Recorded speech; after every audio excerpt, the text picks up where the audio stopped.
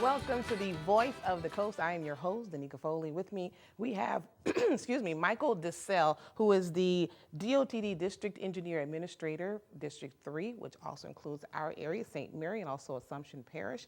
And thank you very much for being here. Oh, well, thank you for having me. I appreciate it. You're actually my third district engineer that I've had on the show, so I am quite happy about that. We've gone through at least two bills, one Bill Fontenot and Bill Oliver, yes. So now we have Michael Deselle, and thank you so much for being here. Yes, ma'am. Thank you. Now, everyone wants to know about this US 90 bridge. I think people prefer convenience over safety. They are so inconvenienced having that one lane over the US 90 bridge. So my question to you is, what is the timeline right now? When are we expected to have that bridge completely rehabbed? Right, so the bridge over US 90 that they're working on right now, its anticipated completion date is December of this year. So it started, I think, in August of 2019, I believe. And obviously there's been some delays. We didn't anticipate it taking this long. But every time, last year we had a very active hurricane season. And unfortunately, every time there's a hurricane coming in that can affect this area, Morgan City, the contractor has to take that containment system down so that it doesn't blow and damage somebody or even just damage their work that they've done, and then put it back up after the hurricane has passed. So that's really been the majority of the problems with the delays on the project. Yeah. And as it stands, again, it's 7 months, so weather permitting. Yes, weather permitting, that's right. I mean, we always say that because it's construction work is very dependent on the weather. So, but yes, it is weather dependent. We are coming up into hurricane season again. Hopefully, cross our fingers, it's not going to be an active one like it was last year. But we do anticipate them finishing that up around December. And what does all the rehab efforts entail exactly? Well, there were some of the bridge structural members that had to be replaced. But the majority of the work is to sandblast the existing members and then reprime them and then repaint them. And this adds longevity to the bridge because those are protective coatings over those steel members to keep them from rusting. And speaking of which, we're starting to see some of that right now, some of that progress. So we see kind of looks like a rust color, but that is considered the primer. That is the primer, that's correct. Then there's kind of a gray. Now for me, as I'm looking, I'm like, this bridge has been here for quite a number of years. Is that the steel color, or is that an actual paint color that we're looking at? It looks, it's kind of gray. So the gray that I believe you're talking about should be the top coat of the paint. Okay. So that would be the paint on the steel member. Okay. So we are now, looks like they're about not quite halfway with the bridge, with the primer, and the painting seems like it's been a little slowed down. Yeah, I honestly don't know what the issue is with the paint.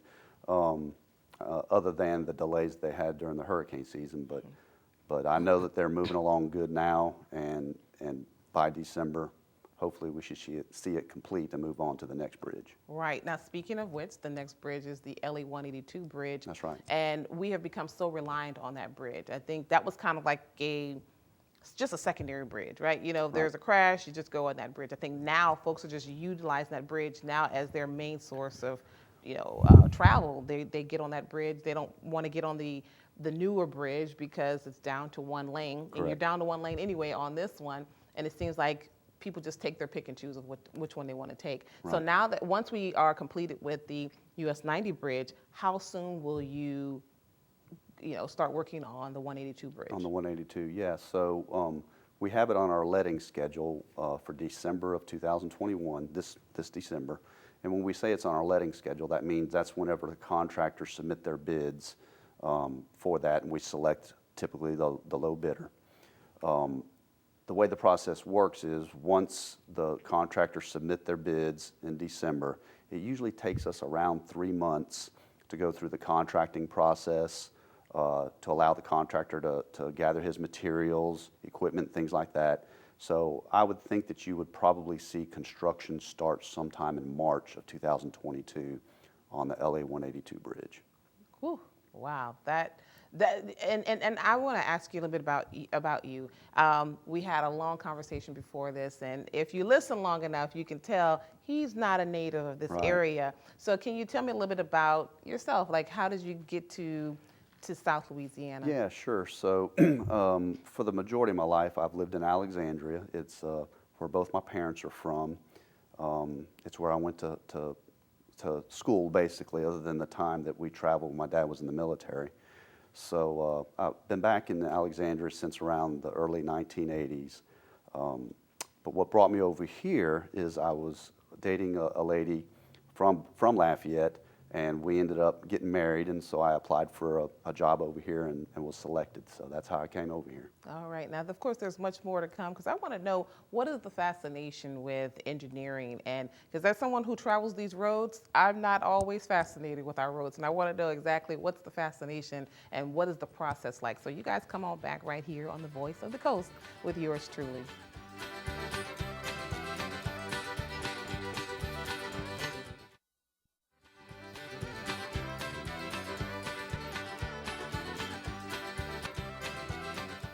Welcome back to the Voice of the Coast. Again, I am your host, Danica Foley. With me, we have Michael Deselle, who's the District Engineer Administrator with DOTD. Now, this is a great opportunity to have someone from DOTD because you guys are like always asking questions. You're like, what is going on with our roads, our bridges?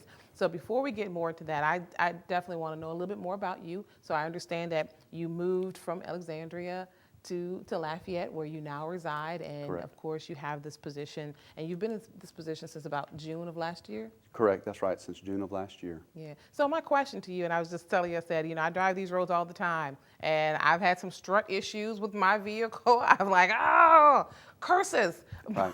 But what is the fascination for you when it comes to our roads and bridges, our modes of transportation? Yeah, so I mean, the fascination for me has always been the process of watching something go from just dirt all the way up to some type of a structure, whether it be a pavement structure or a bridge structure. I've always been fascinated with construction. I like seeing the process and then the end product. And I mean, even, at 53, I've been doing this for 25 years. I still get fascinated whenever I see, like the I-10 project, what it started out as, and then see the final product. Those kind of things still fascinate me. So. And thank you for answering that because it's things that I want to learn, but I also think people at home would want to know, especially kids. When they're like, "What do you want to do with your life?" Well, here's a district engineer with DOTD, and I asked you too, were you always with DOTD? You said no, you left and come back, and you've had a couple of Yes. gigs or jobs where you are and you came back That's to right. DOTD. So it definitely is a love, I'm sure. It's It a is. passion of yours. It is. It is a Yeah. passion. I enjoy the work. I enjoy the people we work with, and I enjoy working with the public. Even if sometimes that work involves dealing with complaints or issues, I enjoy solving problems. So even a complaint to me is a challenge and not necessarily a negative thing. So. Well, let's talk about some of those challenges and some of the Sure. things that we as a news station have also had to deal with. J-turns. I don't know if when I say those roads with the potholes, curses, I think people just want convenience over safety sometimes. And I know that J-turns were meant for safety. Absolutely. I know you have to have some type of data that you can present that says, this is why J-turns are here. This is what they've managed to do for our area. Right, yeah, so as you said, J-turns, the purpose is to get away from what we call a full access median opening, which is typically called a crossover, because crossovers have somewhere in the neighborhood of what we call conflict points, or those are potentials for crashes. There's 48 conflict points with a full access median opening. J-turns reduce those number of conflicts in half. So they're definitely a lot safer.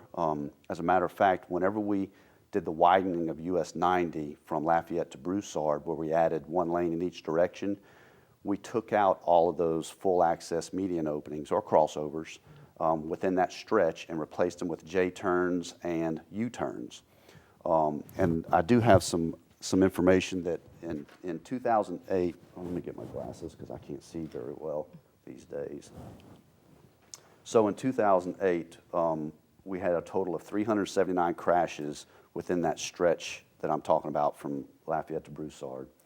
In 2013, they reanalyzed the crash data and they reduced them to 297, which is a 22% reduction. Now, that's a combination of all of the crashes. Just the crashes that were attributed to a median opening, which a crossover, went from 47 to 23, which is a 50% reduction. So the other types of crashes involved in that study are rear ends or side swipes. Those are other two categories that they look at that makes up the aggregate of the 297 or 397, whichever one it was. It was 379, I think, and then 379. 297. There you go. Yeah. So those three make up the aggregate of that number. Okay. So it's a significant reduction in crashes, which equates to safety and things like that. So. Yeah, and also, I mean, you got to think about what cars stacking up to make those turns. And now Right. you having that J turn, that longer lead in, it allows folks to be safely off the roadway, especially for those who are still traveling at a greater speed limit. Correct. So, That's right. So I get it. I understand. Now, there is one section that I would love for DOTD to check out, and that is at Southeast Boulevard in Bayou Vista. So anytime you guys have an opportunity to check that out, please do so, because I think the light, the traffic signal is extremely long, and especially when you want to, and it's maybe difficult for you to imagine because you're not from this area. But Right. for our folks who are in Bayou Vista, I'm sure you know where I'm talking about, especially if you're going US 90 East and you want to make your way back US 90 West, where you have to go kind of into the neighborhood onto Southeast Boulevard, make the U-turn, and you're at another light. That's a second light that you have to stay at. And I guarantee you will probably waste about 10 minutes. Again, I'm okay with safety. I love safety, and it's definitely safety over convenience. But I could use at least 8 of those minutes back. But Right. but hopefully you'll get an opportunity to check that out. We're going to take another break, but come on back right here on The Voice of the Coast. We have much more to cover.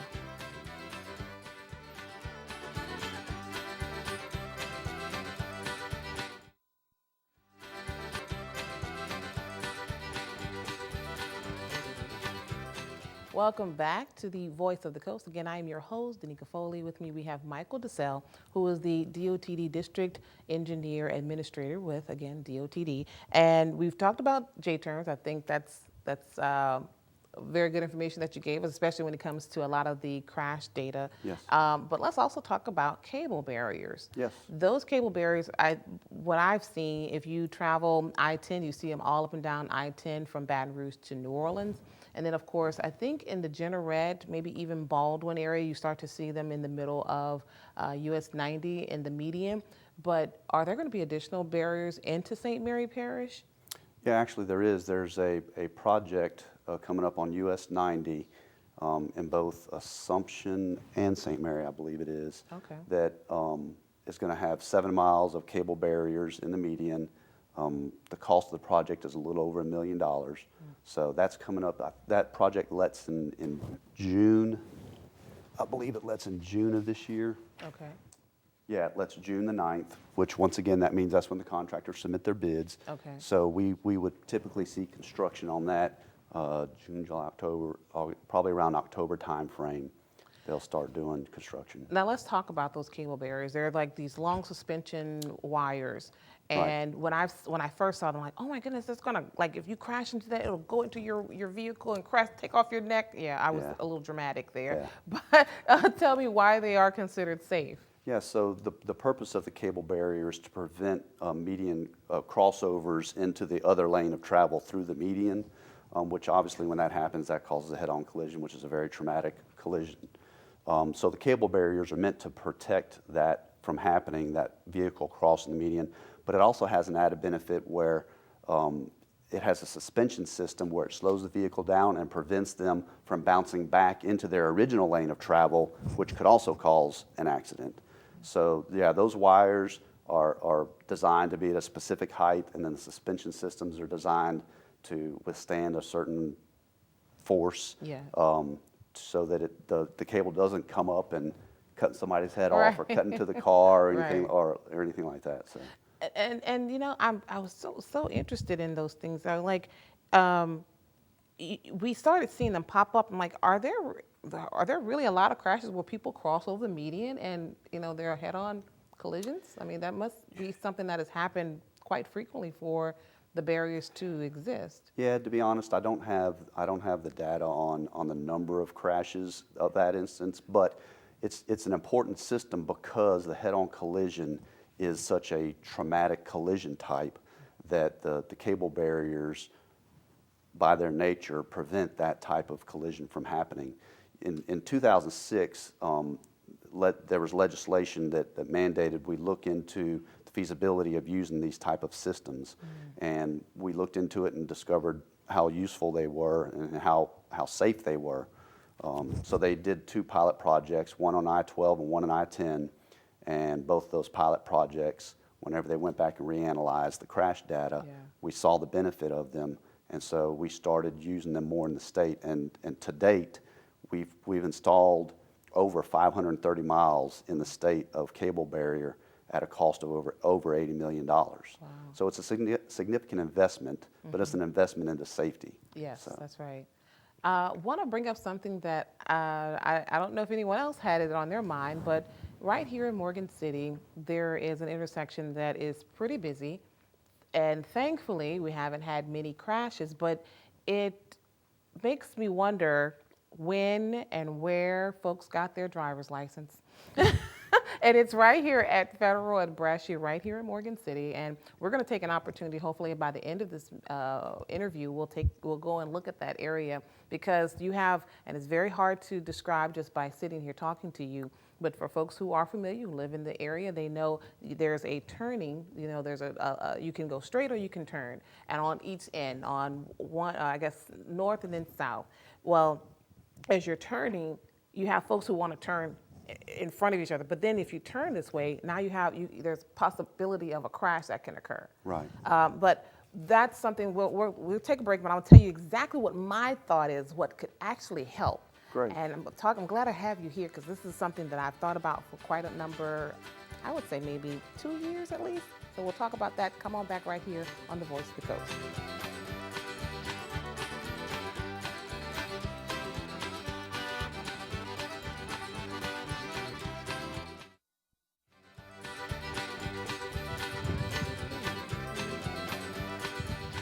Welcome back to the Voice of the Coast. Again, I'm your host, Nika Foley. We have Michael Deselle, who is the District Engineer Administrator with DOTD. Let me get right into it, because I don't have a lot of time left. So if you were here at the last segment, I told you at Brashear and Federal Avenue, and this is just what I think. I think we could really use a roundabout at that location. And again, without you knowing what that area looks like, tell us what roundabouts are and how they, too, have also decreased the number of crashes at intersections. Sure. So real quick, we love roundabouts. They reduce the number of accidents while also moving traffic through that intersection a lot more efficiently than lights do. So roundabouts are definitely something we like to see happen.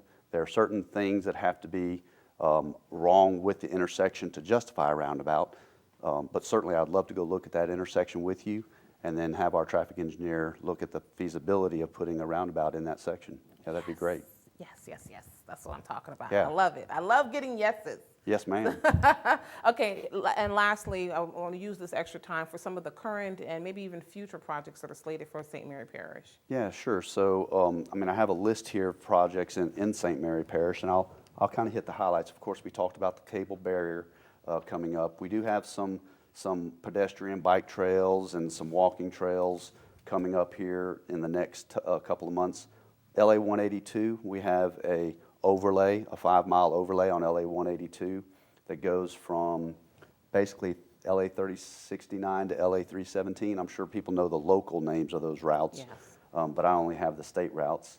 We also have on US 90, there's going to be some preventive maintenance work, we call it, on US 90. It's also about a 4.5 mile section, but it's $5 million worth of work being done on that section. We talked about the bridge rehab on LA 182, the Berwick Bridge coming up. And also, good news, I say good news, from, you're going to have to help me with the name again. Rickahawk? Rickahawk. Yeah. From Rickahawk to Berwick, we have slated in the future work for the I-49 corridor, and we unfortunately don't have a time on that, but that is something that we are looking at, working on to improve that connectivity with I-49 to the south. Okay, good. I'm just happy that we're on the list and we haven't been forgotten for You that are area. on the radar for sure. That's good. Just very quickly, yes, no, or give me a quick answer on lighting. I've always asked about lighting on our roadways. We don't have enough of it. Yeah, unfortunately, the DOTD does not, in general, install lighting on state routes, but we will allow a local entity by a project permit to request a permit to put up the lighting themselves. The caveat is they have to maintain them and pay for the utility on that lighting system. All right. You got it in. Thank you so much for Sure. coming out here, and hopefully this won't be your last time coming. Thank you guys for being here with us. As always, make sure to subscribe to us on Facebook. We are KWBJ TV 22. We're also on YouTube, KWBJ Live. We'll see you guys next time.